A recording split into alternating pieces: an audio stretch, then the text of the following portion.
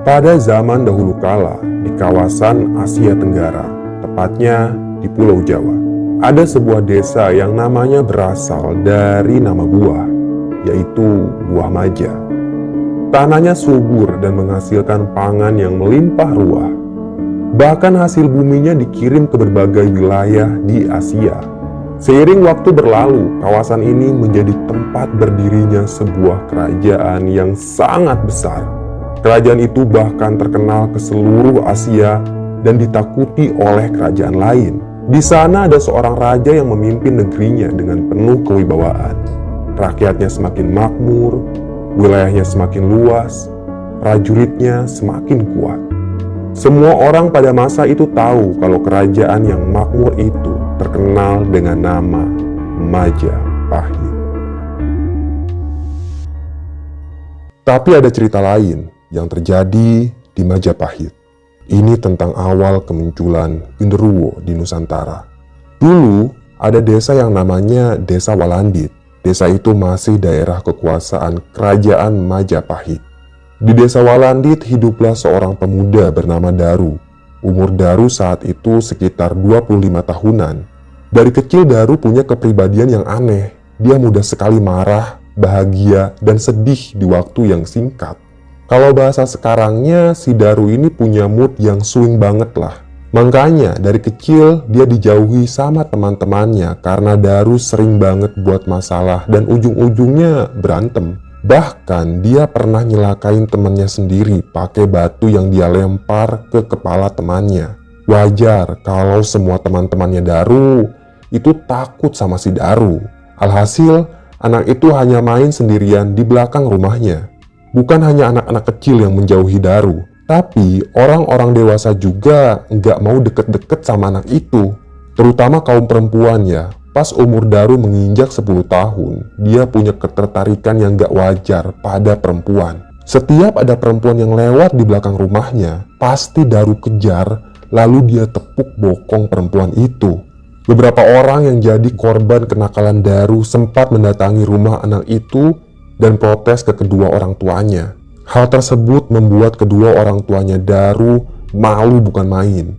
Makanya si Daru ini sering banget dipukulin sama bapaknya sendiri karena kenakalannya. Sedangkan ibunya Daru hanya bisa menangis melihat anaknya dipukuli oleh bapaknya sendiri. Saat umur Daru menginjak 20 tahun, bapaknya meninggal karena sakit parah. Semenjak saat itulah, Daru hanya tinggal bersama ibunya. Ibunya Daru berprofesi sebagai petani karena saat itu memang lahan pertanian sangat subur. Oh iya, perlu teman-teman ketahui kalau Daru dan ibunya hidup pada masa di mana Kerajaan Majapahit sudah mengeluarkan uang kepingan. Uang kepingan itu bernama gobok atau pisis yang dijadikan alat transaksi resmi pada masa itu. Kebetulan yang memimpin Kerajaan Majapahit saat itu adalah Hayam Wuruk. Jadi Kerajaan Majapahit sedang dalam masa keemasannya. Kembali ke cerita si Daru. Di umurnya yang ke-25 tahun, Daru masih saja berperilaku tidak wajar. Teman-teman sebayanya sudah mulai bekerja di pertanian, atau ada juga yang berdagang di pasar. Tapi si Daru kerjaannya hanya mengejar-ngejar wanita dan menepuk bokong mereka. Sudah tidak ada lagi wanita yang berani lewat di rumah Daru. Hal itu membuat Daru harus berusaha lebih keras lagi untuk memuaskan hobinya. Dia pun memakai strategi baru, yaitu bersembunyi di balik pohon besar, tepatnya di jalan setapak yang menuju ke sungai. Biasanya, setiap pagi dan sore, para wanita akan melintas di jalan itu. Dan saat itulah Daru muncul, lalu mengejar mereka. Wanita-wanita itu pasti teriak dan lari ketakutan saat melihat Daru. Aksi Daru bukan hanya sampai di situ. Dia juga sering sembunyi di balik semak-semak di pinggir sungai untuk mengintip para wanita yang sedang mandi. Pernah sekali dia ketahuan dan langsung dilempari batu oleh para wanita itu. Daru memang meresahkan masyarakat, tapi dia masih dibiarkan berkeliaran di desa. Belum ada orang yang melaporkannya ke kerajaan. Ketertarikan Daru bukan hanya pada wanita saja. Dia juga sering usil pada anak-anak, sehingga membuat ibu dari anak-anak itu marah pada Daru. Ibunya Daru yang bernama Mbok Rumi berkali-kali menasehati anaknya itu. Tapi Daru ini orangnya memang susah diomongin. Dia memang sangat terobsesi pada wanita. Sebenarnya, Mbok Rumi ingin sekali menikahkan anaknya itu, tapi nggak ada satupun wanita yang sudi menjadi istrinya si Daru. Di antara wanita-wanita yang pernah Daru tepuk bokongnya, ada satu orang yang sangat membuat Daru jatuh cinta. Wanita itu bernama Anesa. Rumah Anesa nggak jauh dari rumahnya Daru. Makanya Daru juga sering banget duduk di atas tanah tepatnya di depan rumah Anesa. Kadang dia nunggu wanita itu dari pagi sampai sore. Kalau udah kayak gitu, Anesa pasti ketakutan dan dia pasti ngumpet aja sepanjang hari di rumahnya. Berkali-kali ibunya Anesa sudah mengusir si Daru, tapi kayaknya si Daru ini gak takut sama ibunya Anesa. Dia hanya takut sama bapaknya. Kalau bapaknya Anesa pulang dari ladang, pasti Daru ketakutan. Karena saat itu juga bapaknya Anesa pasti mengacungkan golok untuk mengusir si Daru. Nah, saking terobsesinya si Daru ke Anesa, pernah suatu malam si Daru mengendap-endap ke belakang rumahnya Anesa. Dia berhasil mencungkil pintu belakang rumah itu. Daru pun masuk ke dalam rumah Anesa. Dia pelan-pelan mengintip Anesa dari celah bilik. Lelaki itu benar-benar ngiler pas ngeliat kemolekan tubuhnya si Anesa. Tapi kali ini bukan Anesa yang dia incar, melainkan kain yang sering digunakan oleh wanita itu. Daru pun menggeledah rumah Anesa dan berhasil menemukan beberapa helai kain yang sering digunakan Anesa. Untung saja kedua orang tuanya Anesa saat itu lagi tidur nyenyak, sehingga mereka tidak menyadari kedatangan Daru. Sebelum Daru keluar dari rumahnya Anesa, dia sempat mengendus-endus kain yang sering digunakan oleh wanita itu. Kainnya masih beraromakan tubuh Anesa. Setibanya di rumah, Daru langsung tidur sambil terus memeluk kainnya Anesa. Dia sudah tergila-gila pada wanita itu. Keesokan paginya, warga pun geger karena rumah Anesa kemalingan. Jelas saja keluarga Anesa curiga kalau Darulah malingnya. Karena yang hilang itu hanya kainnya Anesa. Sedangkan kepingan uang gobok yang diselipkan di lubung kayu tidak hilang sekeping pun. Maka pagi itu juga si Karta, bapaknya Anesa, mendatangi rumah Daru sambil membawa sebilah golok yang sudah ia asah. Karta akan menebas lehernya Daru kalau anak itu terbukti bersalah. Tanpa sopan santun lagi, Karta langsung menendang pintu rumahnya Daru. Mbok Rumi yang saat itu sudah tua sangat kaget melihat kemarahan Karta. "Daru, mana kain anakku?" tanya Karta. "Ada apa ini?" tanya Mbok Rumi. "Anakmu itu mencuri kainnya Anesa. Aku akan membunuhnya," bentak Karta. "Ampun Karta, jangan bunuh anakku," kata Mbok Rumi. Wanita tua itu langsung menangis. Dengan santai, Daru keluar dari dalam kamarnya. Entah apa yang ada di pikirannya Daru, dia malah nyengir sambil menatap Karta yang sedang marah besar. Karta menerobos masuk ke dalam kamarnya Daru. Dia menggeledah kamar itu untuk mencari kain anaknya yang hilang. Tapi anehnya, Karta tidak menemukan kain Anesa di sana. Dia langsung masuk ke kamarnya Mbok Rumi lalu menggeledah kamar itu. Tapi kain yang Karta cari tetap tidak ada. Dia pun menggeledah seluruh ruangan rumah Daru, namun hasilnya tetap nihil. "Kemana kain itu? Di mana kau sembunyikan kain anakku?" tanya Karta dengan wajah galak.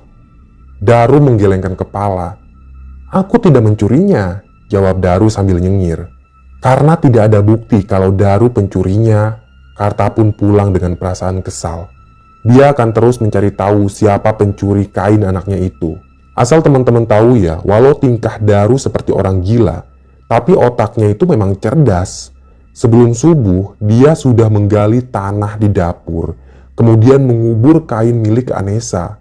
Setelah dikubur, tanah itu ia timpa menggunakan tumpukan kayu bakar, sehingga Karta tidak dapat menemukan kain anaknya. Setiap malam, tanpa ketahuan ibunya, Daru menggali tanah itu, lalu mengambil kain Anesa. Kemudian dia tidur bersama kainnya si Anesa. Daru benar-benar mencintai Anesa. Dia sampai tergila-gila. Tapi tampaknya bukan hanya Daru saja yang tergila-gila pada Anesa. Semua bujangan di desa ini memang mengejar-ngejar Anesa karena kecantikan Anesa terbilang nomor satu lah di desa itu. Kulitnya putih, wajahnya cantik khas perawan Jawa. Tapi sayangnya, Semua bujangan di desa itu harus patah hati karena Anesa sebentar lagi akan menikah dengan lelaki pilihannya. Lelaki itu bernama Adiguna. Berita pernikahan Anesa dengan Adiguna jelas membuat hati Daru hancur berkeping-keping. Dia benar-benar tidak terima kalau wanita pujaannya itu dinikahi lelaki lain. Maka di hari upacara pernikahan Anesa, Daru nekat menerobos masuk ke kerumunan. Dia mengacak-ngacak sesajen pernikahan, lalu membanting apapun yang ada di hadapannya. Tidak sampai di situ, Daru ternyata membawa sebuah keris yang sangat tajam peninggalan bapaknya. Keris itu ia tusukkan tepat di dada kirinya Adiguna, sehingga nyawa Adiguna tidak tertolong. 3 orang lelaki berbadan besar, termasuk bapaknya Anesa, menyeret Daru keluar rumah. Mereka langsung memukuli lelaki itu tanpa ampun. Wajah Daru bonyok, pelipis matanya sobek, darah keluar dari hidungnya. Semua lelaki yang menghadiri pernikahan itu, mereka juga ikut memukuli si Daru, sampai Daru ini nggak sadarkan diri, alias pingsan. Melihat anaknya dipukuli, Borumi tidak bisa berbuat apa-apa. Dia hanya bisa menangis sambil memohon ampun pada warga agar anaknya itu tidak dipukuli. Setelah Daru pingsan, dia diseret menuju sebuah hutan. Itu hutan yang terkenal angker. Mereka mengikat tubuh Daru di batang pohon. Saat itu, Karta hendak menusukkan kerisnya ke dadanya si Daru. Tapi ada seorang warga yang menahan tubuhnya Karta. Sabar dulu. Lebih baik Daru kita bawa ke pengadilan. Dia pasti dijatuhi hukuman mati dengan cara yang lebih menyakitkan. Begitu kata salah seorang warga. Ada benarnya juga.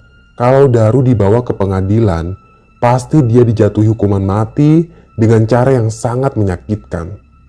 Maka hari berikutnya saat Daru siuman, dia dibawa menghadap sang raja. Daru pun dijatuhi hukuman mati karena terbukti bersalah telah membunuh Adiguna. Biasanya, menurut kitab Undang-Undang Majapahit, kitab itu biasa disebut Kutara Manawa. Hukuman mati dilakukan dengan cara menusukkan keris ke dada terpidana hingga terpidana itu tewas. Tapi, metode hukuman mati yang diterima Daru berbeda. Atas tuntutan pihak keluarga Adiguna, maka Daru akan diadu dengan harimau Jawa sebagai bentuk eksekusi mati. Sudah bisa dibayangkan kalau metode hukuman mati seperti itu sangat menyiksa si terpidana. 3 hari berikutnya, semua warga sudah berkumpul di alun-alun. Mereka ingin menyaksikan penyiksaan si Daru. Prajurit kerajaan sudah membuat sebuah kandang dari bambu yang cukup luas. Bentuk kandang itu melingkar. Nantinya, Daru akan bertarung dengan harimau Jawa di kandang itu. Warga hanya bisa mengintip pertarungan Daru dengan harimau dari celah bambu. Mereka sudah tidak sabar ingin melihat penderitaannya si Daru. Pagi sekali, beduk sudah ditabuh. Semua warga bersorak. Mereka senang karena eksekusi akan segera dimulai. Daru dikawal oleh 3 prajurit berbadan kekar. Kedua tangan dan kaki Daru diikat.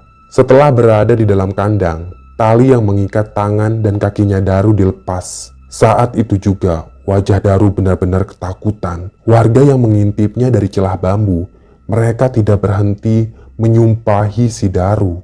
3 prajurit keluar dari kandang. Pintu kandang ditutup rapat. Di sudut sebelah kanan, ada 2 pintu kandang tempat harimau Jawa dikurung. Seorang petugas berdiri. Dia membacakan putusan hakim yang menjatuhi Daru dengan hukuman mati. Pembacaan putusan itu sangat singkat dan jelas. Beduk pun ditabuh kembali. Daru semakin ketakutan saja. Perlahan, 1 pintu kandang harimau Jawa dibuka. Seekor harimau Jawa keluar perlahan dari dalam kandang itu. Daru mundur beberapa langkah. Dia tidak tahu apa yang harus dilakukannya. Lagi pula, sangat mustahil Daru bisa mengalahkan harimau Jawa itu.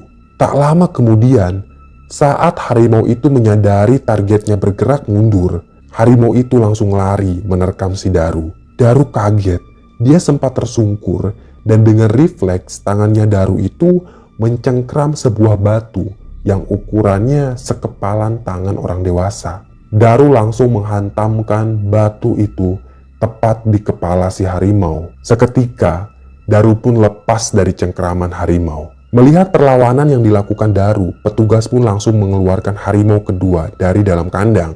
Harimau itu keluar dengan sangat ganas sambil meraung-raung. Daru kini dikepung dua harimau sekaligus. Satu harimau melompat ke arahnya dan mencakar wajah Daru dengan sangat brutal. Daru pun berteriak kesakitan, darah segar membasahi wajahnya. Tak butuh waktu lama, Daru pun tewas karena lehernya digigit oleh harimau. Darah mengucur di leher Daru, urat-uratnya putus, tenggorokannya keluar. Kedua harimau itu dengan lahap memakan tubuhnya Daru. Beberapa saat kemudian, setelah tubuh Daru kerontang, tinggal tulang dan sisa daging, 3 orang prajurit memanah kedua harimau itu sampai tewas. Tulang belulang Daru tidak dikubur, melainkan dibawa ke hutan angker, lalu dibuang begitu saja di bawah pohon besar. Warga berdatangan ke pohon itu, lalu meludahi tulang belulangnya Daru. Lain halnya dengan Mbok Rumi, dia hanya bisa menangisi nasib anaknya itu di bawah pohon. Mbok Rumi sangat sedih karena Daru adalah anak satu-satunya. Dari dulu Mbok Rumi ini sulit sekali punya anak, hingga akhirnya dia hamil di usia 38 tahun. Waktu itu dia sangat senang karena melahirkan bayi laki-laki. Perlu diketahui oleh teman-teman, kalau Mbok Rumi tidak sembarangan bisa punya anak. Dia pernah melakukan pemujaan demit di hutan angker, hingga akhirnya dia berhasil punya keturunan. Dan saat ini Mbok Rumi tidak menyangka kalau nasib anak satu-satunya itu sangat malang. Dan malamnya Mbok Rumi bermimpi didatangi demit yang pernah ia puja. Demit itu menyuruh Mbok Rumi untuk melakukan sajenan di bawah pohon angker, tempat tulang Daru dibuang. Kata demit itu, Mbok Rumi harus melakukan sajenan selama 30 hari. Maka dia bisa bertemu kembali dengan anaknya yang sudah meninggal. Hari berikutnya, Mbok Rumi pun menuruti perintah demit itu. Setiap sore, dia menyediakan sajenan di bawah pohon, tempat tulang anaknya dibuang. Dan di hari ke-30, hal aneh mulai terjadi. Mbok Rumi melihat ada asap mengepul tepat di bawah batang pohon itu. Perlahan asap itu hilang dan tampaklah sosok Daru di hadapan Mbok Rumi. Wajah Daru pucat, tatapannya kosong, tubuhnya mengeluarkan aroma melati yang sangat menyengat. Mbok Rumi langsung memeluk anaknya itu sambil menangis. Dia mengajak anaknya untuk pulang. Tapi tampaknya sosok Daru itu tidak mampu untuk berjalan. Sesekali ia jatuh saat melangkahkan kakinya. Mbok Rumi mencoba untuk menggendong Daru dan ternyata tubuh anaknya itu terasa sangat ringan sehingga dengan mudah dia mampu menggendong anaknya. Di perjalanan pulang sambil menggendong anaknya, Mbok Rumi melantunkan tembang menggunakan bahasa Jawa kuno. Sementara anaknya itu diam saja. Setibanya di desa, warga heran kenapa Mbok Rumi ngomong sendirian. Mereka tidak melihat wujud Daru yang sedang digendong oleh Mbok Rumi. Hanya Mbok Rumi lah yang dapat melihat sosok anaknya itu. Setiap hari Mbok Rumi bertingkah seperti orang gila. Anaknya itu sekarang sudah bisa diajak berkomunikasi. Warga melihat Mbok Rumi sering ngomong sendirian, baik itu di dalam rumah atau di halaman rumah. Mbok Rumi senang saat tahu kalau warga tidak bisa melihat wujud Daru. Dengan begitu, tidak ada lagi yang bisa menyakiti anaknya. Tabiat Daru memang tidak berubah, dan tentunya dia masih cinta pada Anesa.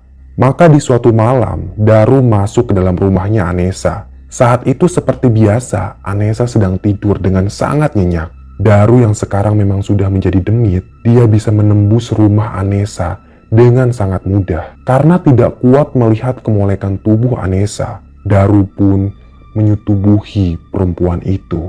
Anesa tidak merasakan apapun. Dia hanya bermimpi dikejar-kejar oleh makhluk yang berbadan besar dan penuh dengan bulu-bulu hitam yang lebat. Bukan hanya sekali dua kali Daru datang ke kamarnya Anesa. Daru melakukan hal bejat itu selama 30 hari berturut-turut hingga akhirnya Anesa hamil. Kedua orang tua Anesa kaget saat mengetahui anaknya hamil. Perut Anesa semakin hari semakin besar. Dia sempat dimarahi oleh kedua orang tuanya karena sudah mempermalukan keluarga. Berkali-kali Anessa memohon ampun pada kedua orang tuanya itu. Anessa benar-benar tidak mengerti kenapa tiba-tiba dia bisa hamil. Padahal dia tidak pernah melakukan hubungan intim dengan siapapun. Karena tidak kuat menahan malu, Anessa pun tidak pernah keluar dari dalam rumahnya. Dan selama kehamilannya itu, Daru sering sekali mendatangi kamar Anessa. Dia mengelus-ngelus perut Anessa. Daru tidak sabar ingin segera melihat anaknya lahir. 9 bulan kemudian, tengah malam Anessa meringis kesakitan. Dia memegangi perutnya yang besar itu. Bapaknya Anessa langsung pergi untuk memanggil dukun beranak. Tak lama kemudian, bapaknya Anessa kembali dengan membawa seorang dukun beranak. Malam itu terasa panjang bagi Anessa. Dia mempertaruhkan nyawanya demi melahirkan jabang bayi itu. Anehnya, jabang bayi yang ada di dalam perut Anessa susah sekali keluar. Anessa sudah mulai kelelahan. Si dukun terus mengurut perut Anessa dan memberi saran agar wanita itu tidak menyerah. Dan dalam sekali hentakan nafas saja, akhirnya dia bisa mengeluarkan sesuatu yang membuat perutnya besar selama 9 bulan. Tapi ada kejadian aneh. Yang keluar itu cuma tali ari-arinya aja. Sementara jabang bayinya nggak ada. Semua orang yang ada di sana kaget melihat kejadian itu. Perut Anessa sudah kempis, tapi tidak ada bayi yang keluar dari perut itu. Anessa sampai pingsan dengan apa yang disaksikannya. Soalnya dia hanya mengeluarkan tali ari-arinya aja. Entah kemana perginya makhluk yang membuat perutnya itu membesar selama 9 bulan. Semua orang yang ada di ruangan itu tidak menyadari kalau jabang bayi yang keluar dari perutnya Anessa itu sudah dibawa oleh si Daru. Wujud bayi itu sangat mengerikan. Dia berbulu tebal, bermata merah menyala, dan bertaring. Bayi itu sudah bisa jalan dengan lincah. Daru membawa anaknya ke hutan keramat dan membiarkan anaknya tinggal di sebuah pohon besar. Beberapa bulan kemudian, setelah Daru bosan dengan Anessa, lelaki itu mulai menjamah para perawan lain di desa tersebut. Sehingga dalam waktu beberapa bulan saja, ada 43 wanita lainnya yang hamil secara tidak wajar. Warga pun melaporkan kejadian aneh itu ke kerajaan. Para petinggi kerajaan memanggil semua orang sakti, atau dalam istilah sekarangnya itu dukun ya. 20 orang dukun berhasil dikumpulkan oleh kerajaan. Dukun-dukun itu berasal dari desa yang berbeda, namun masih dalam kawasan Majapahit. Sang raja memerintahkan kepada para dukun itu untuk mencari tahu penyebab kehamilan para perempuan di desa Walandit. Sesuai perintah raja, mereka pun langsung melakukan beberapa ritual selama 10 hari 10 malam. Alhasil, para dukun itu bisa mengetahui kalau ada demit yang berkeliaran di desa Walandit. Mereka juga sudah tahu kalau demit itu tinggal di rumahnya Mbok Rumi. Sebelum penyergapan dilakukan, 20 orang dukun itu memagari desa Walandit dengan ajian-ajian sakti agar demit itu tidak bisa kabur. Setelah itu, mereka langsung mendatangi rumah Mbok Rumi. Dan benar saja, salah satu dari dukun itu melihat ada sosok Daru sedang duduk di kamarnya. Segera dukun itu membaca mantra-mantra, lalu meniupkannya ke arah si Daru. Daru berubah wujud menjadi makhluk yang bertubuh tinggi, besar, dan berbulu hitam lebat. Wujud Daru yang sangat mengerikan itu kini dapat dilihat oleh semua orang. Daru diikat dengan tali, lalu dia diarak di sepanjang desa. Si Daru ini diserahkan ke kerajaan. Sang raja memerintahkan agar sosok mengerikan itu langsung dimusnahkan agar tidak mengganggu ketentraman Majapahit. Sesuai perintah raja, para dukun pun langsung memusnahkan Daru dengan mantra-mantra yang sangat mematikan. Raja juga menyuruh agar semua wanita yang sedang hamil secara tidak wajar berkumpul di keraton. 43 wanita berkumpul dan mereka semua sedang hamil tua. Mereka ditempatkan di ruangan yang sama, dan ruangan itu sudah dipagari oleh mantra-mantra. Sehingga ketika makhluk keturunan Daru itu lahir, mereka tidak akan bisa lari kemana-mana. Beberapa hari setelah mereka dikumpulkan, akhirnya para wanita itu melahirkan. Dan sama seperti yang dialami Anessa, yang keluar dari perut mereka hanya tali ari-arinya saja. Sementara jabang bayinya nggak tahu kemana. Untung aja dukun-dukun itu sakti. Mereka berhasil menangkap bayi demit yang berlarian ke sana kemari di ruangan itu. Lalu, bayi-bayi demit itu dimusnahkan dengan mantra yang sangat ampuh. Setelah pemusnahan keturunan Daru, desa Walandit hidup dengan aman, damai, dan tentram. Tidak ada lagi makhluk gaib yang mengganggu mereka. Kemunculan makhluk besar berbulu hitam itu memang menggemparkan Majapahit, sehingga makhluk itu akhirnya dinamakan Gendarva, yang berasal dari bahasa Sanskerta. Istilah Gendarva itu untuk menggambarkan makhluk berwujud besar dan berbulu hitam. Namun semakin lama istilah Gendarva mengalami pergeseran kata menjadi genderuwo karena dipengaruhi oleh perkembangan bahasa Jawa. Tapi tunggu dulu, cerita ini belum selesai. Memang desa Walandit sudah aman dari gangguan genderuwo. Mbok Rumi juga sudah meninggal karena sakit parah. Anessa juga sudah menikah dengan pria yang sangat tampan. Para dukun itu juga sudah kembali ke desanya masing-masing. Tak pernah terdengar lagi teror genderuwo di Majapahit. Semuanya aman dan damai. Tapi bagaimana dengan nasib anaknya Daru yang lahir dari rahim Anessa? Anak genderuwo itu sempat dibawa Daru ke hutan angker. Dan ternyata anak itu masih hidup di dalam hutan. Dia gemar sekali memakan burung gagak. Itu makanan kesukaannya. Dia tinggal di pohon besar selama berpuluh-puluh tahun dan tidak pernah meninggalkan hutan itu. Namun, pada suatu hari, saat kerajaan Majapahit sudah bubar dan berganti dengan kerajaan-kerajaan Islam, datanglah seorang petapa ke hutan angker itu. Si petapa itu bernama Jamad. Dia adalah lelaki yang sangat miskin dan sedang melakukan ritual pesugihan. Jamad ingin kaya raya karena sudah tidak kuat dihina oleh orang-orang. Sudah berhari-hari Jamad jalan kaki.